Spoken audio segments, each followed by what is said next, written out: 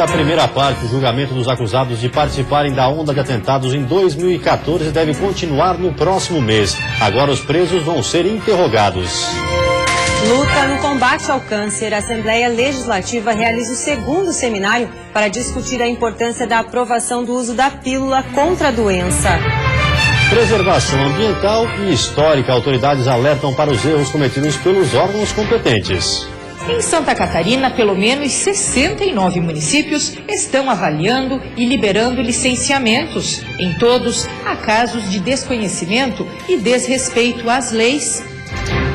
Tem ainda as informações do futebol. Confira como serão os jogos deste final de semana pelo Campeonato Brasileiro.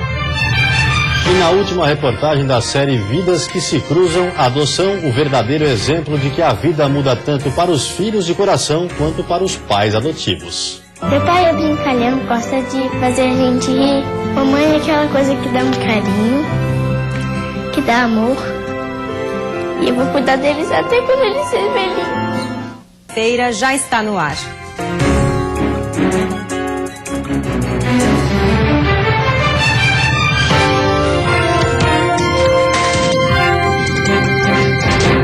Olá, boa noite. Olá, boa noite. O julgamento dos acusados de participarem da onda de atentados em 2014 no estado deve continuar no próximo mês. No dia 23 de agosto, os presos devem ser interrogados.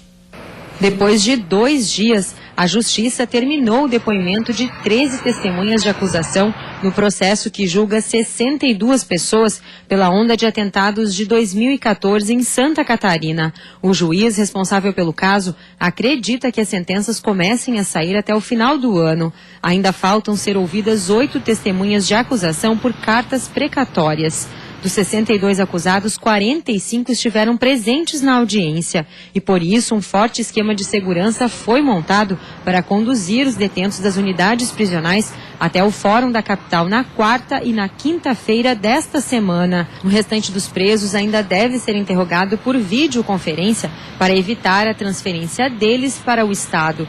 Eles estão em prisões federais por serem considerados os líderes da facção criminosa que atua em Santa Catarina e são apontados como os mandantes dos atentados nas ruas, contra ônibus e unidades policiais. A Justiça ainda não sabe quantas testemunhas de defesa prestarão depoimento. A Assembleia Legislativa recebeu hoje o segundo seminário que discutiu a necessidade de aprovação do uso da pílula do câncer. Pacientes de todo o estado participaram do encontro. Hilário descobriu um câncer no intestino em 2011 e desde então realizava sessões de quimioterapia. Mas em novembro do ano passado ele conseguiu, através de liminar, as cápsulas de fosfoetanolamina. Com o uso do medicamento, ele afirma que o tumor reduziu e estagnou. Existem relatórios em que o tumor se encapsula, né? E eu, na realidade, eu preferia que o meu sumisse, né? Porque, querendo ou não, encapsulado ainda está ali. Mas, se Deus quiser, ele vai sumir. Agora, no final do mês, é o próximo exame e, se Deus quiser, já esteja diminuindo. Para Hilário, assim como para tantos outros pacientes de câncer, a fosfoetanolamina pode ser a esperança de um tratamento menos doloroso e até mesmo de cura para a doença.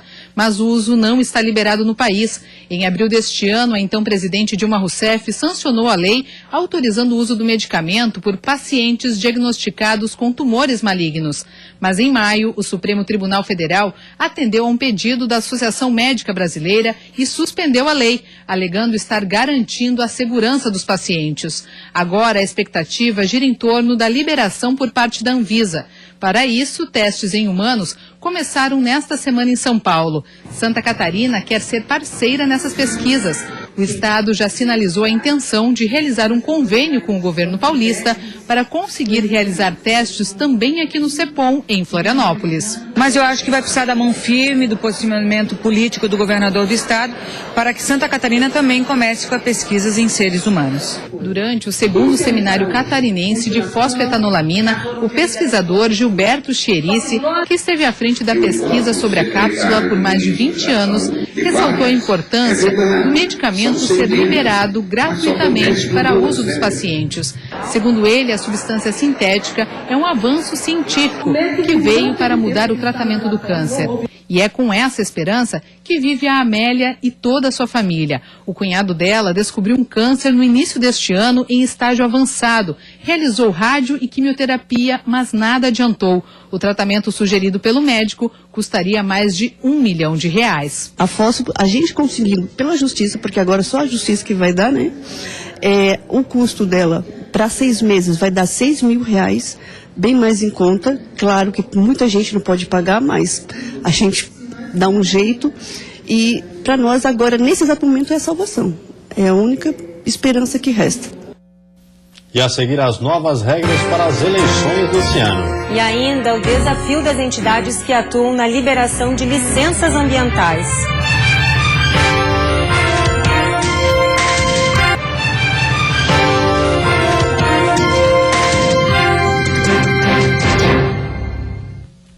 Conciliar desenvolvimento e preservação ambiental e histórica. Esse é o desafio de entidades que atuam na liberação e fiscalização de licenças. O assunto foi tratado hoje na capital. O debate serviu para orientar agentes públicos e profissionais que atuam com licenciamentos ambientais, com foco principal em uma normativa do Instituto do Patrimônio Histórico e Artístico Nacional, que trata de liberações em casos envolvendo arqueologia e bens culturais. Como é que a gente vai tratar isso entre as instituições para a gente ter, ao mesmo tempo, a construção desses empreendimentos e também a preservação do patrimônio? O promotor do Ministério Público Estadual acompanha as licenças liberadas no Estado e lembra que nem sempre elas seguem as leis e decretos federais ou as resoluções estaduais. A fiscalização, segundo ele, também não monitora os empreendimentos. Essas estruturas municipais, fundações, secretarias, elas devem buscar conhecimento junto à Fátima, junto ao órgão federal, para conhecer essas instruções normativas e aplicá-las. Em Santa Catarina, pelo menos 69 municípios estão avaliando e liberando licenciamentos. Em todos, há casos de desconhecimento e desrespeito às leis. E nem sempre as situações envolvem apenas prédios tombados, mas também áreas ambientais, patrimônio histórico e imaterial. Nessas situações, o Ministério Público deve tomar providências. Já a procuradora do Ministério Público Federal avalia que grande parte das demandas no Judiciário poderiam ser evitadas se os aspectos legais fossem observados, além dos prejuízos, já que muitas vezes são irreversíveis. Cultura, os costumes, os hábitos das pessoas, o direito que as pessoas têm a manter sua qualidade de vida, né? E isso é extremamente importante. E no momento em que está havendo um regresso, um recuo em relação ao licenciamento, em que está se querendo ainda que ele seja mais rápido, mais assodado, menos cuidadoso, é extremamente relevante. Mudanças em tramitação no Congresso Federal também preocupam, como o limite para que todo o trabalho de análise e liberação de qualquer licença aconteça em no máximo 8 meses, tempo considerado curto pelos especialistas.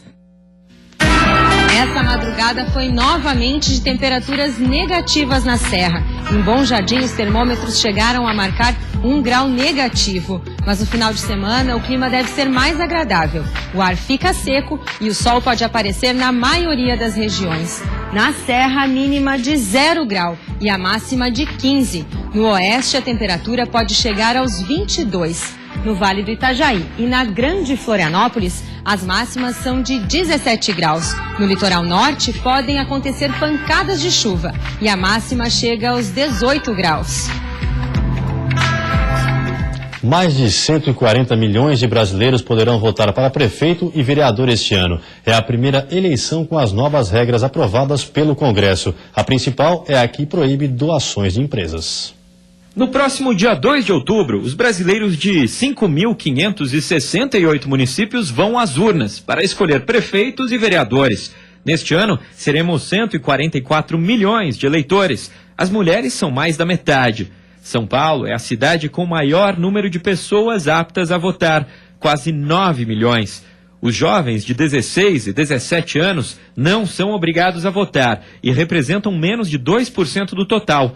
Idosos acima de 70 também têm o voto facultativo e hoje são quase 8% do eleitorado. Em meio à discussão do impeachment e à realização da Olimpíada, as eleições parecem longe do dia a dia das pessoas. Mas a Justiça Eleitoral já está apreensiva com a estreia das novas regras aprovadas pelo Congresso no ano passado. A principal mudança é o fim das doações de empresas a partidos ou candidatos. Apenas pessoas físicas poderão doar.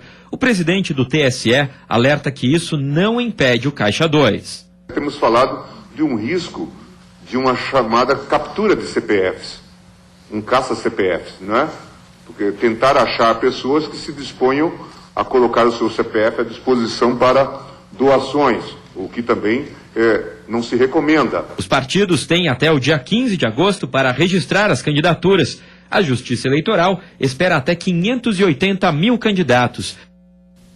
E depois do intervalo tem futebol. Joinville tem jogo em casa para sair da zona do rebaixamento. E pela Série A, o Figueirense sob forte pressão enfrenta o Vitória no Orlando Scarpelli.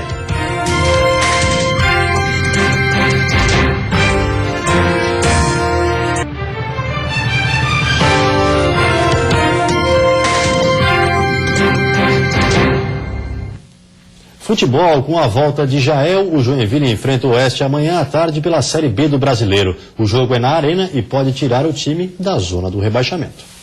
O caminho das vitórias dentro de casa, o Joinville já reencontrou. Em 2 jogos na Arena sob o comando de Lisca, foram 6 pontos conquistados. Agora, no 3º jogo em casa, o novo comandante vai ter reforços para ajudar a manter a recuperação na tabela. Um deles é o atacante Jael, que está confirmado no time titular. Os outros foram apresentados ontem. O meio-atacante Bruno Farias, que estava no Audax, e o volante Tinga, que estava na Tailândia. Os dois ainda dependem da publicação do nome deles no bid da CBF, para poderem fazer a estreia com a camisa do Jack. O Criciúma, 5º colocado na tabela, enfrenta o líder Vasco da Gama sábado à noite. A grande esperança de gols é Gustavo, o atacante que muitos clubes já estão de olho.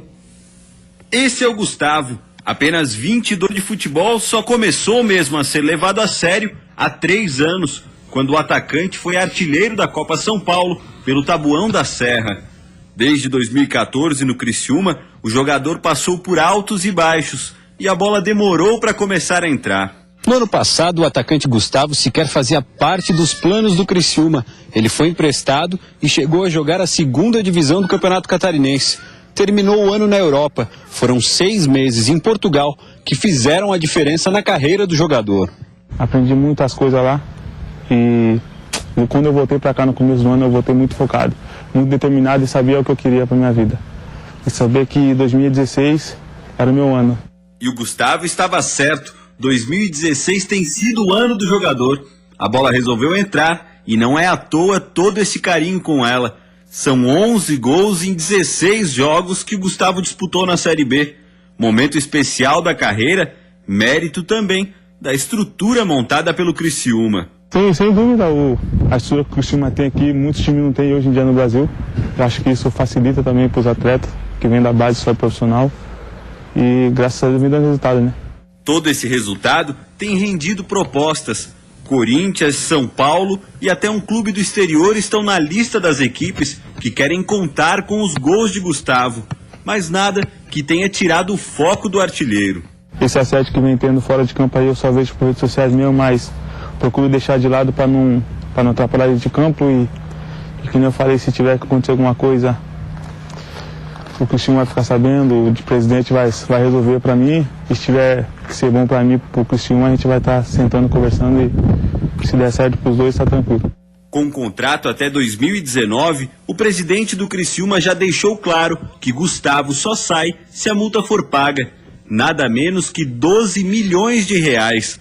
Mas a intenção do atacante é permanecer no Tigre e, principalmente, ajudar a garantir o acesso do Criciúma à Série A. Para isso acontecer, cabeça no lugar. Melhor momento da tua carreira, a cabeça dá uma... Não, a gente é ser humano, né? A gente deixa cair um pouco mais. O preparador físico, o Willian ali, vem sempre conversando comigo para não deixar cair. Que futebol é um momento e aproveitar esse momento muito bom e só agradecer mesmo e dar continuidade. Da Várzea em 2012 até as propostas milionárias foram apenas 4 anos. Uma subida difícil e meteórica. Objetivos para o futuro, ele já até tatuou a resposta na pele. Senhor, coloco meus planos e sonhos em suas mãos. Assim seja, Gustavo. Que a bola continue entrando, para a alegria do torcedor do Criciúma, ou seja qual for a camisa que você venha vestir. Pela Série A, o Figueirense bastante pressionado depois da eliminação na Copa do Brasil, joga com o Vitória amanhã às 6h30 da tarde. A primeira derrota de Agel no retorno ao Figueirense foi vexatória, 5-0 para Ponte Preta. Para o Agel, esse resultado deu a chance de promover uma reformulação no elenco. E a partir do momento que você perde um jogo de 5-0, né, aí você tem a autoridade, né, para fazer os ajustes que tem que fazer, né, contratar os que precisa contratar, dispensar quem você precisa dispensar, né, porque o futebol é assim, você precisa dar resultado. Por falar no elenco do Figueirense, muito tem se falado sobre o comportamento dos atletas alvinegros, que eram acostumados ao estilo do Agel e que tinham perdido essa característica. Questionado se o grupo atual precisa de pressão para jogar o que sabe, o Agel foi enfático na resposta. Tomara que seja assim, porque agora nós estamos pressionados, né? E eu acredito que sim. Agora nós estamos pressionados, nós temos 2 jogos em casa para resolver nossa situação no Campeonato Brasileiro.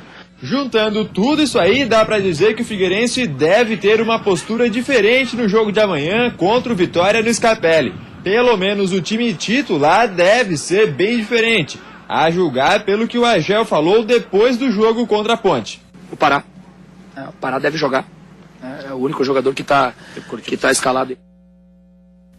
A Chapecoense enfrenta o São Paulo no domingo às 11 horas da manhã no estádio do Morumbi. Os dois times têm a mesma pontuação na tabela.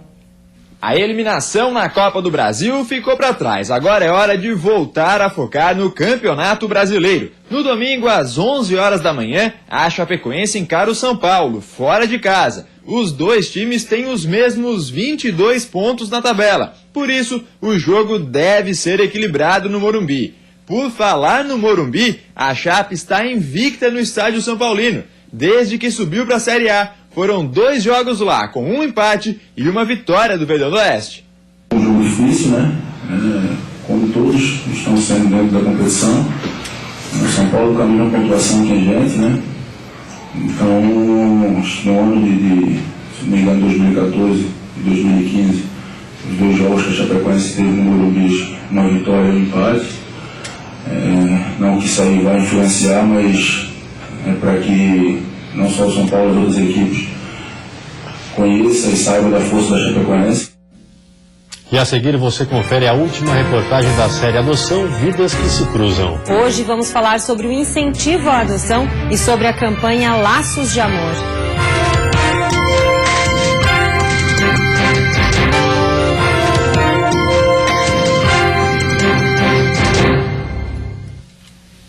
Hoje, na última reportagem da série Adoção, Vidas que se Cruzam, vamos falar sobre incentivo. A Assembleia Legislativa relançou a campanha Laços de Amor. O objetivo é sensibilizar a Justiça para a importância de agilizar os processos de adoção e também de chamar a atenção para a adoção tardia. Uma campanha cheia de histórias emocionantes.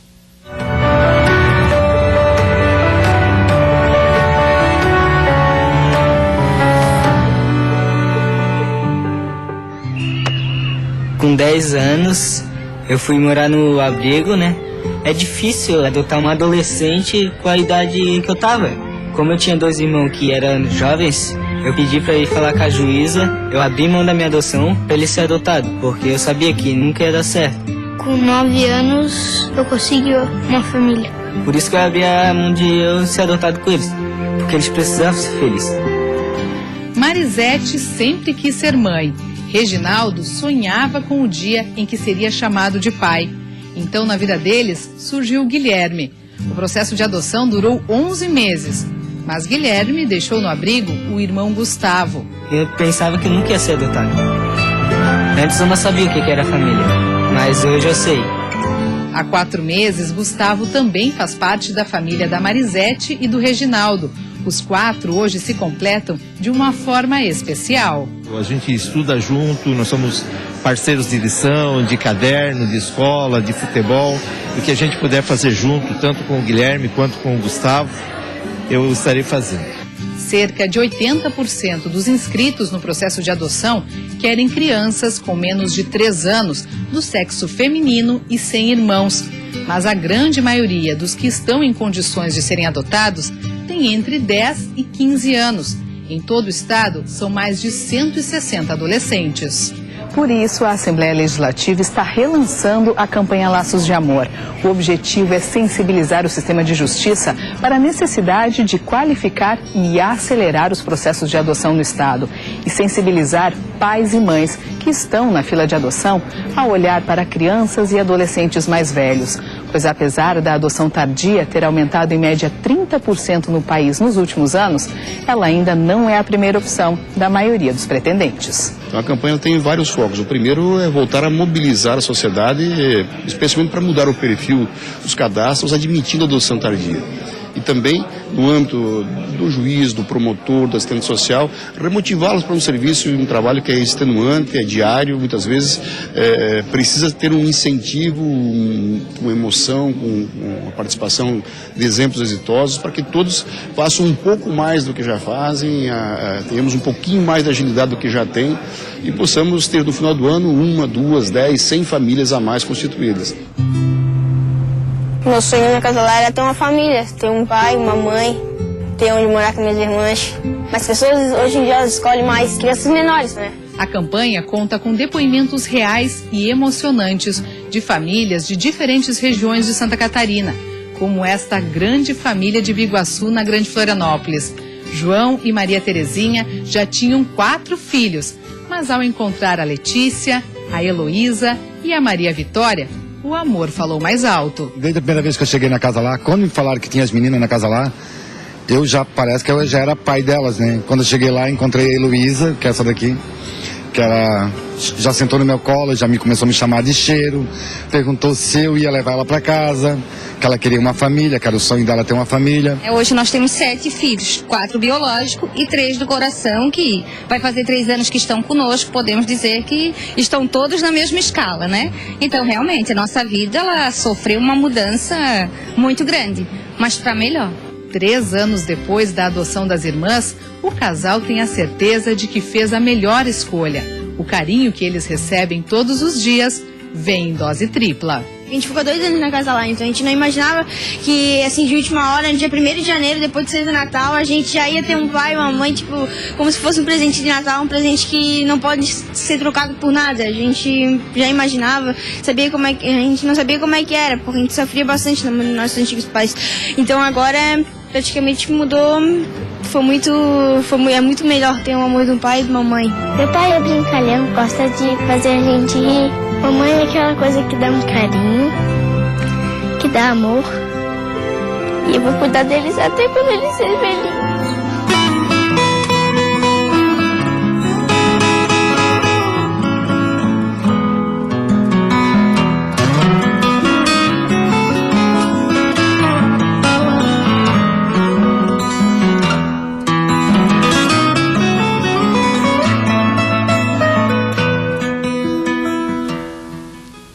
Olha, eu sou bem chorão, mas essas histórias justificam cada lágrima. Parabéns por cada história, cada pai e cada filho. Parabéns mesmo.